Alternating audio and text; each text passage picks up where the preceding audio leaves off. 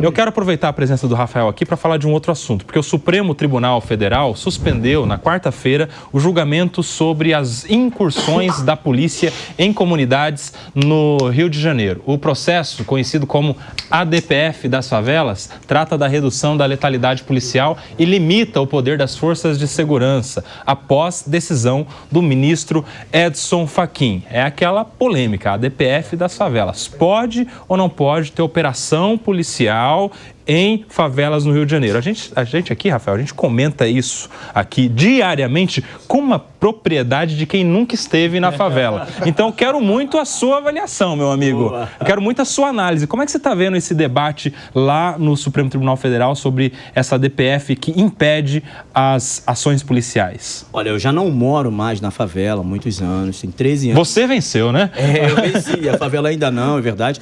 Eu não moro mais na favela, mas meus familiares moram na favela, eu costumo ir nas favelas. A minha avó, todo mundo ainda está lá naquela região e, assim, eu tenho um livre acesso, é ali que eu fui nascido e criado. Então, eu digo isso para não haver nenhum tipo de dupla interpretação a respeito disso. Você não mora tão bem na favela porque você está falando por lá. Eu conheço e sou nascido e criado, inclusive, na favela do Jacarezinho e no Complexo do Lins, que são duas zonas extremamente deflagradas lá no Rio de Janeiro. O ministro Edson Fachin, o ministro que foi indicado pela Dilma, extremamente esquerdista, extremamente ideológico, ele é da esquerda radical. Eu ouso dizer isso, ele é da esquerda radical, ele vem com essa DPF, que é um grande problema. Antigamente, as pessoas, e a esquerda dizia muito isso, né? Morre muita gente na favela, os índices da violência são extremamente altos em decorrência das operações policiais. Você sabe o que aconteceu da DPF para cá?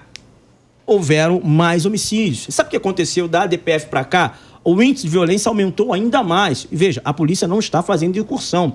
A gente está vendo isso, não sei se isso é só coincidência, evidentemente quero ter uma responsabilidade aqui, não fazer nenhum tipo de ilação irresponsável, mas tem que se estudar o avanço do Comando Vermelho, por exemplo, depois das eleições presidenciais de 2022. É natural, a gente precisa avaliar isso. Eles ganharam territórios de maneira, assim, assustadora, justamente em razão da ADPF. Você tem hoje um ambiente no Rio de Janeiro muito favorável aos traficantes, muito favorável aos ladrões, muito favorável aos criminosos, aos narcotraficantes. Eu tenho um dado aqui importante, veja, o Rio de Janeiro hoje ele virou o QG dos traficantes nacionais. Isso é um problema que acaba gerando repercussão nacional. Há quem diga que essa questão é única e exclusivamente da cidade do Rio de Janeiro. Mas olha só, no Rio de Janeiro, o Brasil inteiro começa a pagar com isso. 55 criminosos de Goiás estão nas favelas do Rio de Janeiro. Goiás é o estado, inclusive, que tem uma polícia muito firme lá com o governador do estado. Governador Ronaldo Caiado. Governador. Pode ser presidenciável, inclusive, hein? Fiquem atentos aí, Ronaldo Caiado pode ser que seja candidato a presidente.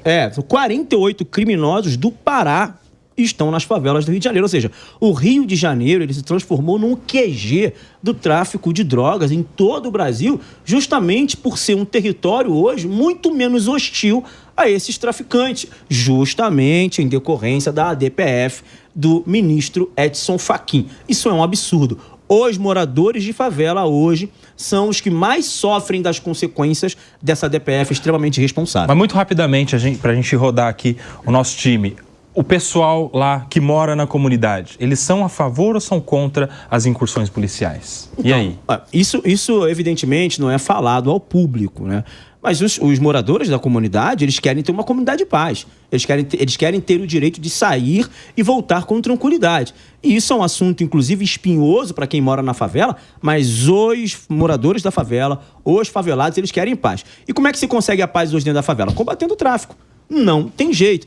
Evidentemente que muitas vezes as incursões dos policiais dentro das favelas se dão pelos horários da manhã. Então são 5 da manhã, 6 horas da manhã, justamente o horário que as crianças estão indo para o colégio, justamente o horário que os trabalhadores estão indo para o colégio. Então gera uma celeuma entre essas pessoas que querem ir trabalhar, que querem levar os seus filhos para o colégio e acabam sendo impedidos em decorrência das operações. A esquerda, de maneira irresponsável, pega esse detalhe e fala: os policiais estão impedindo o pobre de trabalhar, os policiais estão impedindo as crianças de estudarem. Não é isso, não é isso. E a gente viu em vários episódios, eu vi em vários episódios com os meus próprios olhos. Muitas vezes os próprios traficantes usam a própria população como escudo justamente nesse horário. recebe a polícia com bala. E isso é modus operandi de grupo terrorista, né? A gente aprendeu muito isso aí acompanhando a guerra lá entre Israel e o grupo terrorista Hamas. Usar a população como escudo humano. E aí, inevitavelmente, a gente tem algumas baixas, que justamente são as baixas, as mortes, as pessoas que são atingidas, que fundamentam o pedido desta DPF, né? Olha, agora na Avenida Brasil teve um caso muito inusitado, inclusive um homem indo trabalhar, ele foi baleado ali na cabeça e morreu e deu trabalho. Assim, é uma imagem icônica que deixa o Rio de Janeiro numa situação muito ruim, internacionalmente falando, e isso aconteceu por quê? Porque os traficantes daquela região, do Complexo de Israel, não foi uma bala perdida, ali foi bala achada, a gente chama lá no Rio de Janeiro de bala achada. Eles deram tiro no ônibus porque estavam sendo encurralados pela polícia e de alguma forma queriam se livrar. Então assim, é uma situação muito complexa, a polícia não tem poder, as leis penais são brandas, eles sabem que vão ter audiência de custódia e aí, meu irmão, o Rio de Janeiro virou esse paraíso para traficante. Olha só, meus amigos, a gente deu tchau pro Pacheco, mas a gente recebe uma outra presença ilustre no Tá Na Roda desse domingo. O Guilherme Mendes chegou para substituir o Luiz Fernando Pacheco. Bem-vindo, Gui. É um prazer te receber também aqui no nosso programa. Boa tarde, Koba. Boa tarde, meus amigos de roda. Um prazer mais uma vez estar aqui com vocês. Gui, já dá sua opinião. Estamos falando da DPF das favelas. O que você fala sobre isso, desta ação em trâmite no Supremo Tribunal Federal? Kobayashi, eu acho que a DPF das favelas, primeiro, eu estava ouvindo aqui o vereador Rafael falar e ele colocou uma série de conceitos e colocou na conta do ministro Fachin uma coisa que de verdade eu não consigo enxergar. O Rio de Janeiro sempre foi o paraíso do tráfico, o Comando Vermelho, aliás, pelo contrário, nunca teve tão menos força do que tem hoje, inclusive perdendo muita força para o nosso crime organizado aqui, o PCC. E esse alinhamento vem acontecendo não só no Rio de Janeiro, em território do litoral norte de São Paulo, como em todo o Nordeste. A gente viu ano passado e há 2 anos atrás esse realinhamento. Então eu não compactuo e não confirmo essa informação de que o Comando Vermelho vem crescendo. E outra coisa, o ministro Fachin, ele atende a uma decisão de uma ação proposta em 2019, meses antes pré-pandemia, do Partido Socialista Brasileiro, que justamente questionou esse tipo de incursão num momento de crise sanitária, não é? Era difícil você ter 4, 5, 6 pessoas morando em 10, 12 metros quadrados, sem ter a possibilidade de sair de casa por conta das restrições sanitárias, e aí de repente se verem ali em troca de tiros, em combate ao crime, que eu não vou nem entrar no mérito se é bom ou não. Eu acho que não funciona, porque essa é a estratégia utilizada no Rio de Janeiro desde sempre, sobretudo desde a década de 70, e a criminalidade só aumentou. Então, se essa fosse realmente a forma de combate eficaz, teria acontecendo ao contrário. No entanto, o que a gente vê todo ano é a mesma repetição, a chegar ao ponto de agora a violência está chegando nas fronteiras, ali na Avenida Brasil, como nós vimos aí há um mês atrás, em que as pessoas sequer para o trânsito, para tudo, é gente correndo, ajoelhada. Então, quer dizer, a coisa realmente fugiu de controle e o próprio governador reconheceu e se desculpou por isso, porque foi mais uma ação desastrosa da polícia. Agora, não dá para colocar isso também na conta da polícia, né? O policial, ele está ali para cumprir ordem. E isso é uma questão maior, né? De planejamento, de inteligência policial, algo que falta não só no Rio de Janeiro, como em todas as grandes cidades e, sobretudo, no combate ao crime organizado, que é um combate caótico, anárquico e desorganizado, né? Mas, o Ricardo Rose, a gente teve aí, lembrando que a DPF foi proposta naquele contexto de restrições sanitárias da pandemia, né? A questão é que nós estamos em 2024, quase em 2025. Já há muito tempo não há restrições sanitárias. Não se vê mais as pessoas de máscara na rua. E olha que as pessoas falavam o seguinte: a máscara veio para ficar. Ninguém usa mais, justamente porque a gente passou daquela fase das restrições sanitárias, mas a liminar continua de pé e permanece o Estado sem poder fazer as suas incursões policiais. E aí, como é que você analisa? Ricardo Russo. Nossa, Nelson, eu acho que essa decisão do Fachin, como você mesmo disse, já passou. Se havia algum cabimento lá atrás, não há mais.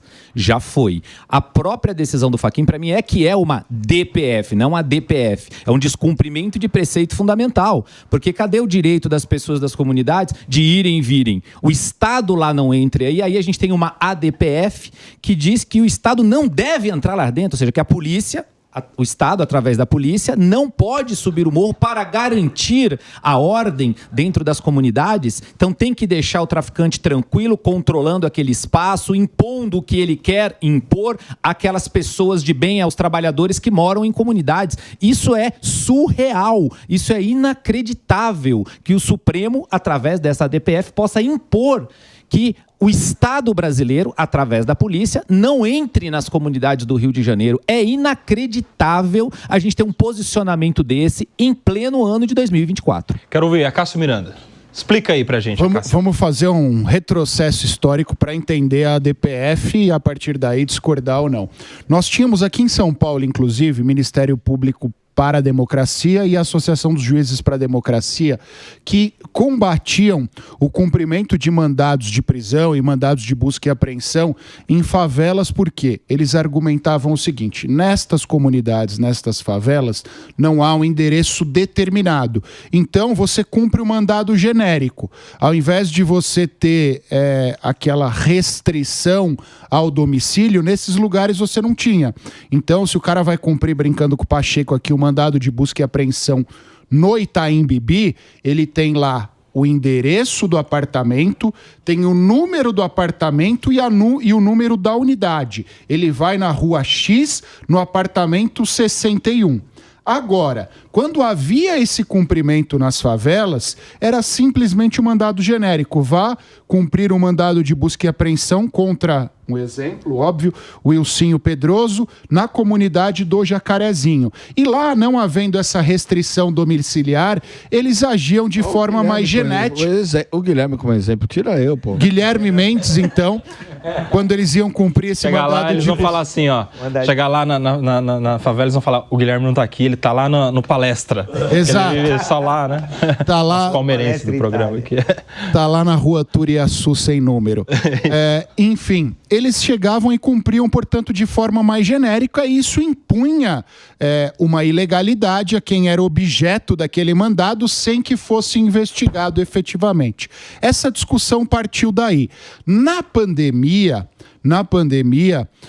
aproveitaram e intensificaram essa discussão a pretexto das pessoas estarem em casa, estarem nas suas casas, nas favelas, e quando eram cumpridos esses mandados, impunha-se um perigo a essas pessoas ainda maior, porque tiroteios e uma série de coisas, as pessoas estando em casa. Mas aí essa decisão veio 4 anos depois e acabou deturpando um pouco o que era a discussão lá atrás e o que era a discussão durante a pandemia. Fato é que hoje nós temos sim uma restrição à atuação das autoridades policiais em determinados lugares. Nós criamos quase com a DPF uma zona de impunidade, uma zona de imunidade a determinadas pessoas. Mas eu vejo que o próprio Supremo Tribunal Federal, em determinadas circunstâncias, não está confortável com isso. Mas o judiciário é inerte, alguém precisa reprovocar essa discussão para que ela aconteça. Mas eu queria aproveitar, Nelsinho, que a gente está com um representante do Rio de Janeiro, que a gente está falando de criminalidade organizada, e falar sobre essa diferença entre PCC e Comando Vermelho, porque aqui Legal. A gente tem o PCC, que é unificado, é um único controle, um único comando. Lá no Rio de Janeiro, essa divisão de poder é um pouco diferente no crime organizado. Completamente diferente. Tem uma luta pelos pontos, né? Territorial, assim. Aqui o tráfico de drogas ele é meio invisível. Ele está em diversas esferas do poder. Inclusive, o próprio presidente da República disse que daqui a pouco o tráfico vai começar a indicar determinados juízes. O PCC já tem esse poder e já faz isso no setor privado. Aqui em São Paulo, a gente teve aí uma série de ações contra entidades públicas, inclusive políticos presos, justamente por essa infiltração na facção criminosa. O Rio de Janeiro, o tráfico não está tão organizado nesse sentido. Então, quando eu falo do tráfico... Quem diria, hein?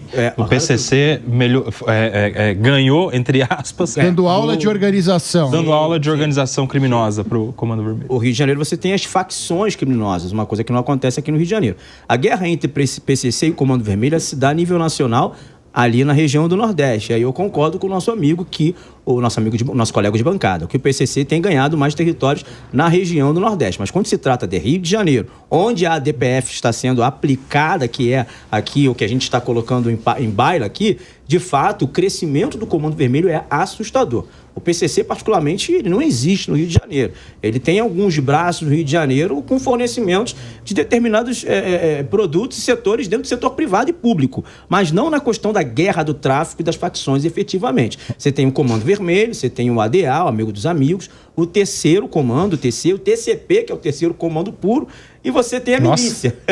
Então, mas Rafael, cidadão, tá? Eu tenho uma dúvida, porque o próprio Guilherme falou, não sei se está crescendo, e a informação é que o Comando Vermelho começou a ocupar espaços que tinham perdido, inclusive ocupando espaços que eram, até tempos atrás, da milícia, porque a milícia, ela sim, vem perdendo espaço junto à comunidade, ou poder, sei lá, como que a gente pode chamar isso. E o Comando Vermelho tem ocupado espaço que era da milícia. Sim, isso é uma informação completamente assertiva.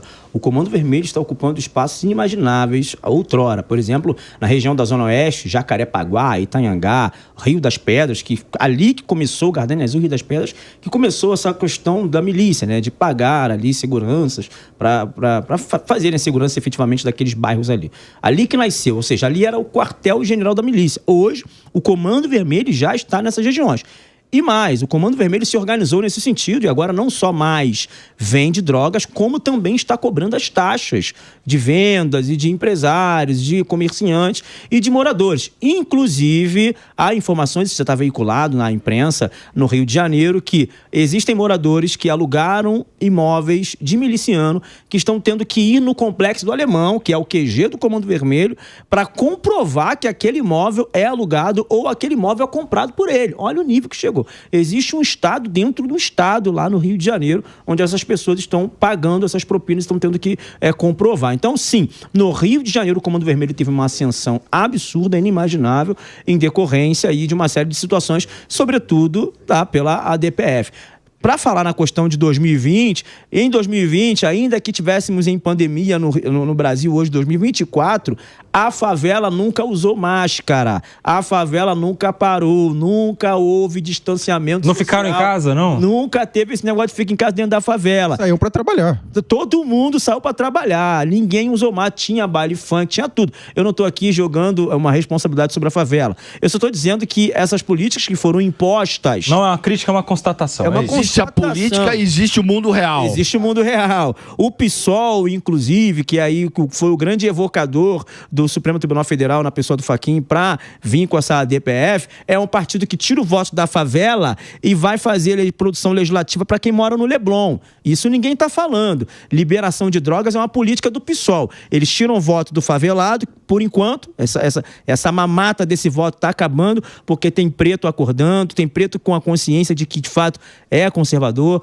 é de direita, e eles estão perdendo esses espaços lá dentro. Pediu o Belucci. Ô, Rafael, como que você já presenciou alguma operação policial? Como que, e assim, você enxerga que há uma violência excessiva da polícia e também essa questão que sempre se diz, a polícia é racista, né? Como se ela andasse com uma tabela de cor, né? Esse é preto, eu vou matar, esse é branco, pode passar. Como que você vê isso, se a polícia realmente abusa, há um exagero na favela, ou se é uma circunstância ali que pede isso? Eu vou ser bem claro nesse sentido, eu posso ter aí algumas rejeições por parte das pessoas até que me seguem.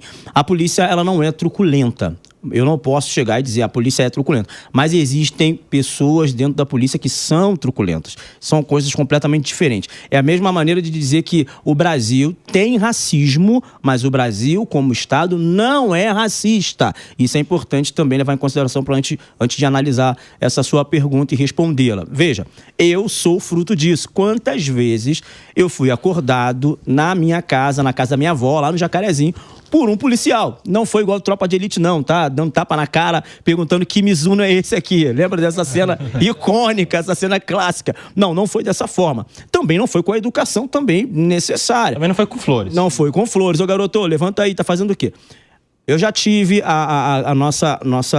o armário da minha avó sendo revirado em razão de policial procurando alguma coisa. Aí você pergunta, mas por que isso? Porque o meu pai, na atual conjuntura, era traficante. E eles tinham essa informação.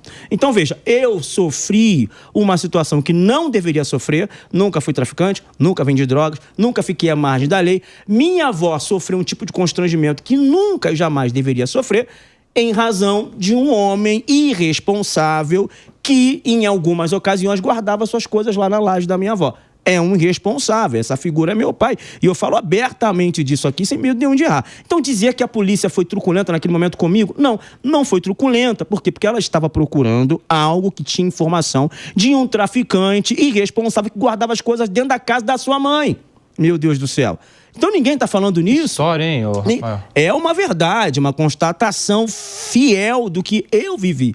Agora, é claro que em algumas ocasiões, gente, o território da favela é um território totalmente hostil. Ele é um não existe a rua ali com o número, com o CEP e tudo mais. É um problema seríssimo. Então, sim, há truculências de parte de alguns policiais que assim o fazem justamente para tentar se defender em determinados momentos. Você entra dentro de uma viela, meu irmão, você não sabe quem está atrás de você, quem está em cima de você para te dar tiro. E muitas vezes entram em casas que não deveriam entrar de maneira inapropriada. Num total da população, de 100% da população, quantos são, você imagina, quantos por cento sejam maus? Traficantes ou envolvidos com algum. Minoria, né? Complexa. Não, é muito... Cara, eu vou falar para você... Porque a uma minoria. Então, uma minoria. Mas por que não se acaba? Então, aí é que tá. Você tem várias questões aí, de questões financeiras, de vulnerabilidade social. Você tem muita coisa a respeito do tráfico. O tráfico não se trata só da questão da violência. Existem favelas no Rio de Janeiro, por exemplo, que tem a mesma facção desde a sua fundação. O caso do Jacarezinho. É uma favela governada, né? Governada não, mas controlada pelo Comando Vermelho, desde a sua fundação. Por essa razão, ela é uma favela mais pacífica do que uma favela que sofre em diversos momentos guerras e invasões. A favela do Jacaré é uma favela extremamente pacífica, mesmo com vários fuzis ali dentro. Então você tem... não é simplesmente a luta do bem contra o mal, pessoal. Isso é um assunto profundo, é um assunto muito delicado. Por exemplo, a mãe é contra o filho no tráfico? Ela é contra o filho no tráfico. Mas a mãe quer que o filho dela morra em decorrência do tráfico? Não quer. Então, assim, é uma pergunta bem delicada. Agora, para ser direto a sua pergunta e respondê-la, a minoria, hoje a favela do Jacaré, ela tem possivelmente aí seus 20 mil habitantes. Dentre esses 20 mil, 300 são bandidos. Então, assim, uma porcentagem muito pífia, não dá nem para contar direito. Então, assim, a minoria. Agora, não adianta, né? A minoria armado de fuzil, meu irmão, você pode ser 1000, pode ser 200, pode ser 300. Um cara de fuzil bota medo em todo mundo. É possível que uma parcela das pessoas que moram nas favelas, nas comunidades, aceitem um comando específico para evitar o embate entre os comandos, entre uma outra facção que queira ocupar aquela favela. Então, se ela tem um comando e aquela comunidade, aspas, aceita aquele comando, evita que um outro grupo, outra facção venha tomar ali, então cria uma pacificação e também dificulta que os policiais entrem lá. E se não há esse confronto, não há troca de tiro. Se não há troca de tiro, menos pessoas morrem. Então, como uma parte da comunidade, vamos chamar assim, do bem, que não está envolvido com o tráfico de maneira geral, ela acaba aceitando o comando daquele traficante, que ora também faz o papel do Estado, que ora também financia ali eventos de lazer, que ora também garante, aspas, com muitas aspas, a segurança e a, aspas, paz daquela comunidade, então acaba sendo, aspas, respeitado aquela liderança pseudo que ocupa o espaço do Estado. É verdade, isso acontece muito, mas isso aconteceu mais nas décadas passadas. Nas décadas passadas havia uma relação entre traficante e morador que era uma relação até mais amistosa. O traficante ajudava no gás, o traficante ajudava quando a pessoa não tinha recurso para pagar o aluguel. Isso acontecia muitas vezes, cestas básicas. O traficante das antigas, que é o que a gente fala no Rio de Janeiro, ele não permitia que um adolescente de 14, 15 anos ficasse próximo da boca de fumo. Tomava cascudo e falava assim, vou falar com a tua mãe, vaza daqui, moleque. Hoje mudou completamente, até porque os traficantes também têm 14 anos de idade. A Falange Vermelha, que é o nome original para o Comando Vermelho, ele nasce em decorrência de políticos serem presos com bandidos. Os bandidos acabaram sendo instruídos pelos políticos a se organizarem. Aí você vai ver a questão do Brizola, do PDT, um partido de esquerda que impediu a polícia de subir na favela. É uma espécie de Fachin dos anos 80 aí, tá? Impediu a polícia de subir a favela em decorrência de um familiar seu que tinha problemas de vício de drogas. Os favelados não, perdão, mas os traficantes se fortaleceram belicamente e agora é praticamente impossível subir as favelas do Rio de Janeiro. Você tem facções facções, aí eu não estou fazendo defesa de facção A ou de facção B, para mim é tudo o mesmo lixo, tem que se explodir todos eles. Mas olha, algumas facções em algumas áreas são mais pacíficas, o ADA, o Terceiro Comando, por exemplo, porque eles não têm conflito direto com a polícia, negociam através de propinas e através de uma série de outras coisas. O Comando Vermelho já tem um ímpeto mais guerrilheiro. O Comando Vermelho já tem um ímpeto mais socialista. O Comando Vermelho não é à toa que tem a cor vermelha. Aí você pensa da forma como você quiser pensar,